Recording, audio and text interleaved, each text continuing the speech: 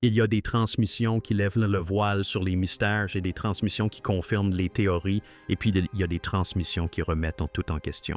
Des transmissions qui obligent les scientifiques à se figer au milieu d'une phrase, à fixer les écrans en silence et à se demander si l'humanité vient de franchir une limite qu'elle n'aurait jamais dû franchir. Voyager. 2. Dérivant seul dans le vide spatial depuis plus de 46 ans, vient d'envoyer l'une de ses transmissions. Ce qui est parvenu cette fois-ci à travers le réseau de communication avec l'espace lointain n'était pas comme les bourdonnements du plasma, les échos solaires ou les chocs interstellaires que nous avions entendus auparavant. Cette transmission véhiculait des motifs, des structures, des couches, des impulsions rythmiques enfouies dans le plus faible murmure d'énergie radio, parcourant plus de 12 milliards de kilomètres à travers le vide. Et pire encore, ce nouveau signal est arrivé après que Voyager 2 ait perdu le contact pendant 7 mois, après que la NASA ait réaligné l'antenne contre toute attente, et après que chaque instrument à bord ait été poussé au-delà de sa durée de vie initiale. Elle est arrivée alors que Voyager aurait dû rester silencieuse. Elle provenait d'un endroit où aucun vaisseau spatial n'a jamais résisté à l'épreuve du temps. Elle provenait d'une région où même l'influence du Soleil s'estompe et où commence le véritable environnement de la galaxie. Et le ton de l'équipe de la mission en dit long. Voyager 2 n'a pas seulement transmis des données, elle a envoyé quelque chose qui ressemble à un avertissement, un murmure ou un message venu des profondeurs de l'espace lui-même. Ce soir, nous voyageons depuis le lancement des sondes jumelles jusqu'au moment où cette nouvelle transmission a atteint la Terre. Et nous découvrons pourquoi ce simple fragment d'énergie radio a terrifié, fasciné et empêché la NASA d'expliquer ce que Voyager 2 a réellement rencontré. Avant de pouvoir comprendre la transmission, il nous faut comprendre l'origine de la machine qui l'a émise. Et cette origine commence par un alignement si rare qu'il ne se produit qu'une fois tous les 176 ans. En 1965, alors que l'exploration spatiale relevait encore du rêve plutôt que de la discipline, Gary Flandreau, un étudiant diplômé armé d'un simple crayon et d'un instinct pour la mécanique orbitale, a découvert par hasard une configuration cosmique qui allait changer l'histoire de l'humanité. Jupiter, Saturne, Uranus et Neptune, les 4 géants de notre système solaire, dérivaient lentement pour former un escalier gravitationnel parfait, une configuration qui permettrait à un vaisseau spatial de passer d'un monde à l'autre en utilisant leur gravité comme des frondes célestes. Cet alignement permettrait de condenser un voyage de 30 ans en seulement 12 ans. Et lorsque la NASA a réalisé ce que Flandreau avait découvert, l'agence a complètement revu sa stratégie et a commencé discrètement à construire 2 machines qui utiliseraient ce corridor unique pour s'échapper définitivement du système solaire. Voyager 1 et Voyager 2 sont nés de cette fenêtre cosmique, conçue pour surfer sur la gravité comme sur une échelle et atteindre des mondes que nul œil n'avait jamais vus.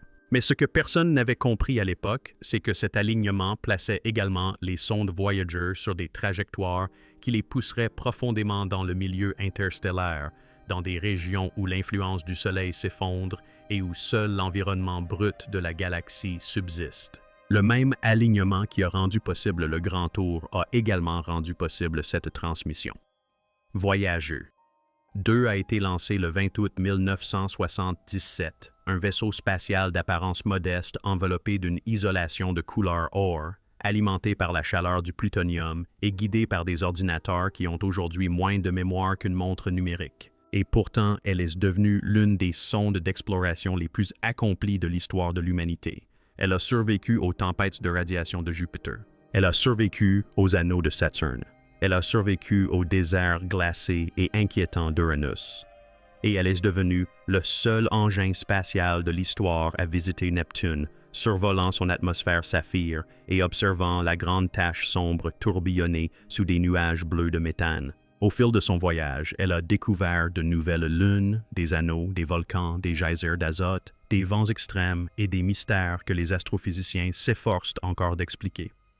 Puis, alors que ses caméras s'éteignaient et que ses dernières images étaient enregistrées sur son magnétophone vieillissant, Voyager 2 a franchi la frontière du système solaire, l'héliopause, et est entré dans l'espace interstellaire. Depuis, elle s'appuie sur le réseau de communication avec l'espace lointain pour transmettre des signaux à travers une distance si immense qu'il faut 18 heures pour que le message de Voyager atteigne la Terre. Mais l'histoire ne s'arrête pas là, car à mesure que Voyager 2 s'enfonçait plus profondément, sa puissance a commencé à décliner. La NASA a coupé les chauffages, mis hors service les instruments, sacrifié un à un les systèmes non critiques pour maintenir la sonde en vie. Pourtant, en 2020, la sonde est restée silencieuse pendant 7 mois, disparaissant dans le vide spatial. Lorsque la NASA a finalement rétabli le contact, Voyager 2 a eu un comportement inattendu. Ses données étaient incohérentes, son orientation s'est inexplicablement corrigée, puis les premières anomalies étranges sont apparues dans ses mesures, anomalies qui refont surface dans la nouvelle transmission. Voyager 2 n'a pas seulement exploré des planètes, elle a révélé des mondes entiers qui ont bouleversé la science. Arrivée à Jupiter, elle a transmis des images de tempêtes tourbillonnantes et de nuages irisés plus vastes que la Terre. Elle a observé des éclairs illuminer les nuits joviennes. Et ses caméras ont capturé Io en éruption, les premiers volcans actifs jamais observés ailleurs que sur Terre. Ces découvertes à elles seules auraient dû définir l'héritage de Voyager. Mais la sonde n'avait pas terminé sa mission. Au niveau de Saturne, elle a traversé un véritable labyrinthe de particules glacées survivant aux impacts de débris d'anneaux se déplaçant à des milliers de kilomètres par heure.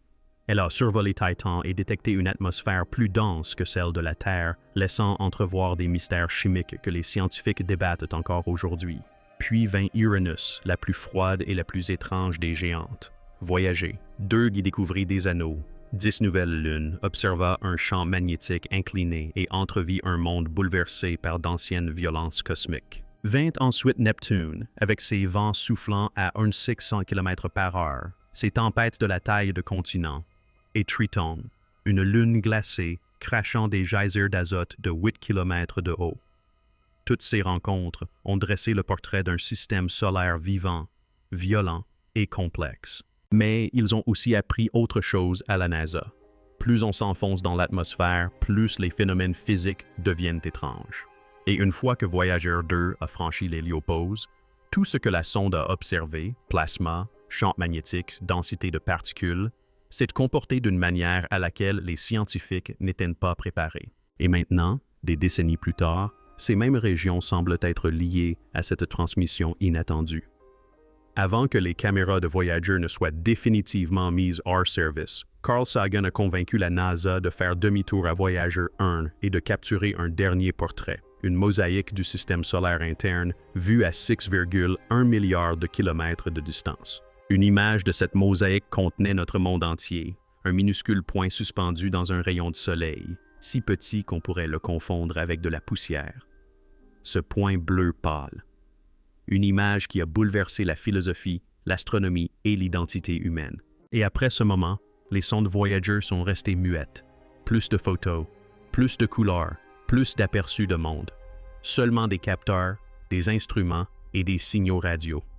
Des données transmises en binaire à travers le silence de l'espace. Voyager devint aveugle, mais ne cessa pas de voyager dans le temps. Elle continua à dériver, renvoyant des rapports sur les rayons cosmiques, les champs magnétiques, la densité du plasma et, finalement, les signes indubitables de l'espace interstellaire. Mais au fil des ans, ces rapports sont devenus plus difficiles à interpréter. Les instruments se sont affaiblis.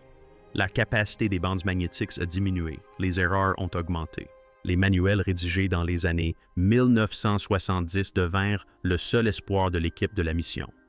Puis, après près d'un demi-siècle de voyage, Voyager 2 commença à transmettre un signal inexplicable, un motif répétitif, un faible bourdonnement structuré et des mesures ne correspondant à aucun comportement connu du plasma interstellaire.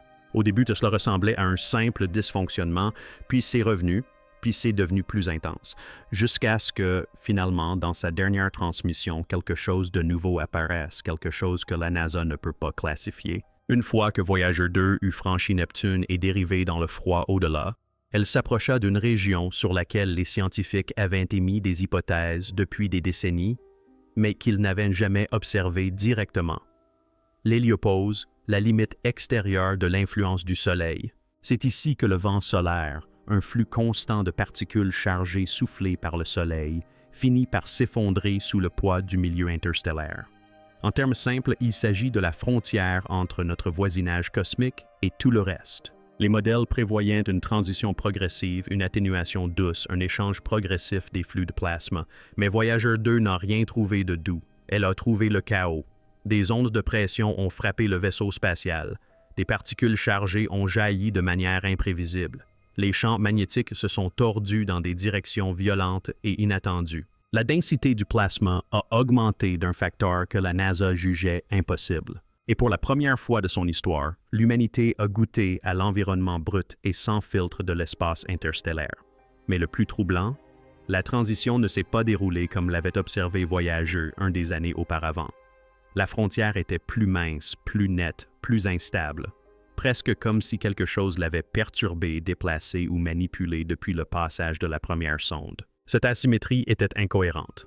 Et maintenant, après la dernière transmission, les scientifiques réexaminent la possibilité que Voyager 2 n'ait pas simplement franchi une frontière, mais pénétré sur le territoire de quelque chose. Une fois que Voyager 2 a officiellement quitté l'héliosphère, elle a pénétré dans un domaine de plasma interstellaire pur, une matière qui n'a pas été en contact avec le Soleil depuis des milliards d'années. La NASA supposait que le lieu serait calme, une sorte de vide cosmique, mais cette hypothèse s'est effondrée presque immédiatement.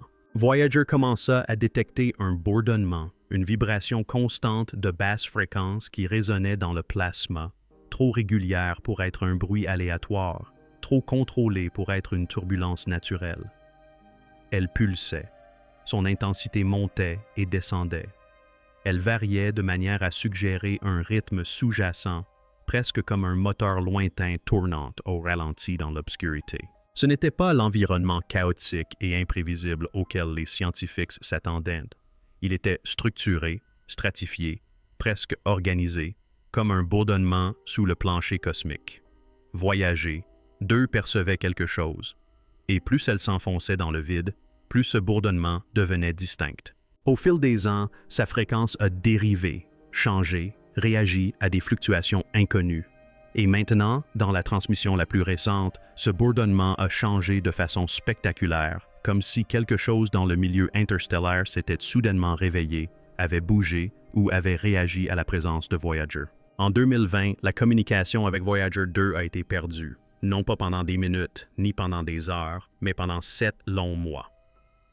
La NASA a imputé cette perte à un défaut d'alignement de la station de Canberra, en Australie, la seule antenne capable de contacter la sonde, mais cette explication n'a jamais pleinement satisfait les spécialistes de la mission. Lorsque le contact fut finalement rétabli, les données renvoyées par Voyager 2 étaient différentes. Les relevés du champ magnétique étaient altérés. La densité du plasma avait varié de façon inattendue. Plus étrange encore, la sonde s'était légèrement réorientée, corrigeant son antenne sans intervention de la NASA. Mais voici le point qui continue de préoccuper l'équipe de la mission. Voyager 2 ne devrait plus être capable de corriger son orientation de manière autonome. Les systèmes conçus à cet effet se dégradent depuis des décennies. Pourtant, malgré la panne d'électricité, Voyager a maintenu son cap et est revenu vers la Terre avec une précision quasi parfaite. Et peu après le rétablissement du courant, les anomalies du bourdonnement interstellaire sont devenues plus prononcées.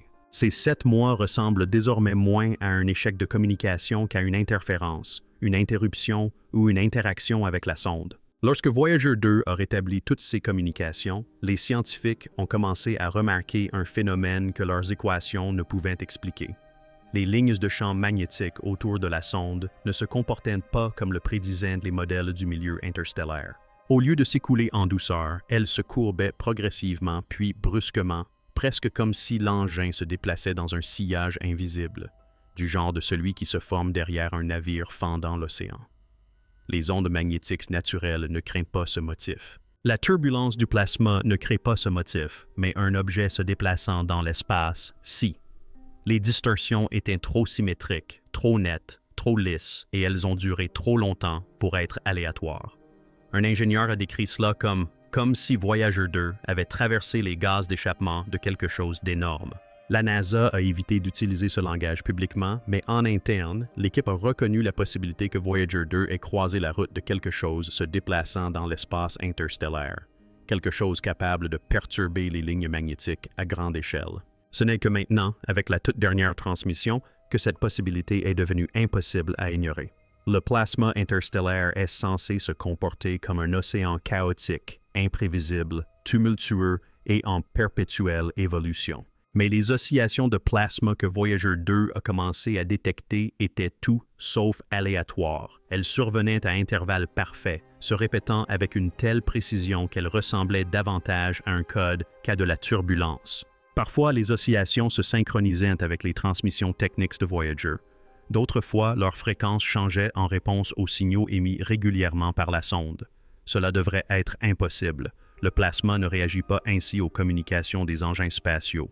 Et pourtant, quelque chose a bien fonctionné. Dans la dernière transmission, ces oscillations sont non seulement réapparues, mais elles ont évolué, formant des harmoniques complexes jamais observées dans aucun ensemble de données précédent. Au moins une de ces harmoniques correspond au rythme que Voyager 2 transmet depuis des décennies, comme si quelque chose avait appris à nous renvoyer le battement de cœur de la sonde. Voyager 2 est alimenté par la désintégration radioactive, un processus constant et prévisible qui diminue un peu chaque année. Mais avant d'envoyer la dernière transmission, les ingénieurs ont remarqué un phénomène étrange, une augmentation temporaire de la stabilité et de la constance de la puissance de transmission, comme si la sonde avait reçu un coup de pouce ou traversé une zone de faibles interférences. Cela devrait être impossible. Les générateurs thermoélectriques à radioisotopes GTR ne peuvent pas augmenter leur puissance. Les systèmes ne peuvent pas devenir plus stables avec le temps. Pourtant, pendant un bref instant, Voyager s'est comporté comme si son cœur, jusque-là défaillant, avait retrouvé toute sa vigueur.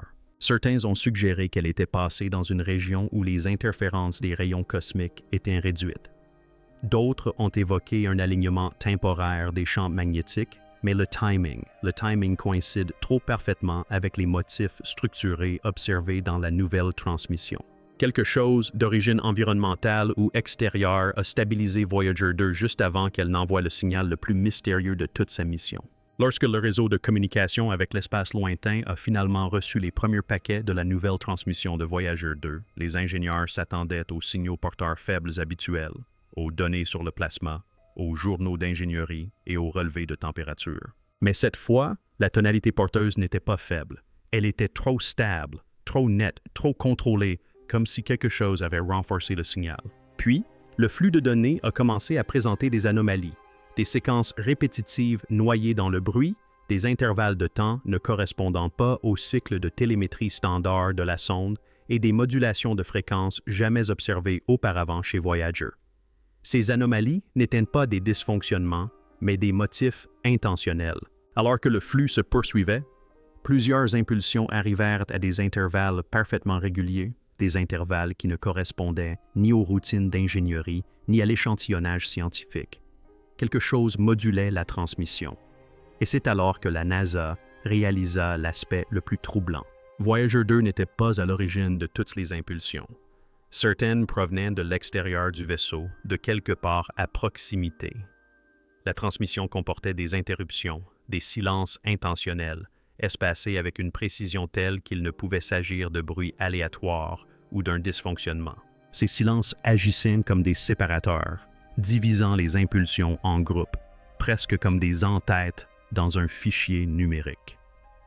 Les analystes de la NASA ont exécuté tous les algorithmes de compression dont ils disposaient, et la structure temporelle de ces intervalles ressemblait à un formatage de paquets et non à un comportement naturel du plasma. Plus inquiétant encore, ces interruptions formaient un cycle répétitif exactement toutes les 3,2 minutes, soit le même cycle que celui utilisé par Voyager 2 lors de la transmission des journaux de bord technique. Quel que soit l'élément qui a répondu à Voyager, il a compris son rythme. Il s'est comporté comme s'il imitait la sonde, parlant au même rythme que Voyager elle-même, presque comme pour dire « Je te vois ». Les scientifiques pensent désormais que ces silences ne sont pas vides. Ce sont des pauses codées, des espaces d'attente, peut-être même des requêtes. L'une des premières choses que la NASA vérifie face à toute transmission anormale est le décalage Doppler, c'est-à-dire la légère variation de fréquence causée par le mouvement. Et lorsqu'ils ont effectué cette analyse, la vérité les a frappés de plein fouet. Non seulement certaines impulsions provenaient de l'extérieur du vaisseau spatial, mais elle se déplaçait de manière régulière et prévisible, d'une façon qui ne correspondait ni à la poussière, ni aux roches, ni aux ondes de plasma. Quelque chose de massif important, se repositionnait à proximité de Voyager 2. Il ne dérivait pas comme des débris. Il ne s'agissait pas d'une rotation brusque comme celle d'un astéroïde. L'objet effectuait des ajustements contrôlés et délibérés. À un moment donné du flux de données, le décalage Doppler a changé rapidement, comme si l'objet avait réalisé une manœuvre. Cette manœuvre a coïncidé avec une distorsion du champ magnétique détecté par Voyager au cours de la même minute. Un objet s'est déplacé près de la sonde, et celle-ci a enregistré le sillage de ce mouvement. Plus les scientifiques analysaient la transmission en profondeur, plus ils découvraient de corrélations, des oscillations de plasma correspondant aux signaux de télémétrie de Voyager, des distorsions magnétiques alignées sur les décalages Doppler. Des augmentations du signal, synchronisées avec des anomalies des propulseurs, ont été constatées. Toutes les données convergeaient vers la même conclusion terrifiante. La sonde n'était pas seule. Quelque chose à proximité de Voyager 2 interagissait avec son environnement, répondait à ses transmissions et se déplaçait avec une intention indéniable. Plus les chercheurs examinaient la question de près, plus ils se rendaient compte d'autres choses. Ces schémas s'étaient construits pendant des mois, voire des années, dissimulés dans le bruit ambiant car personne ne les recherchait. La transmission n'était pas le début, c'était la révélation. Dans la dernière minute de la transmission, une séquence des plus étranges est apparue. Un ensemble de modulations qui correspondait presque parfaitement au signal sortant de Voyager, mais avec de subtiles différences, comme si le signal avait été renvoyé avec des améliorations.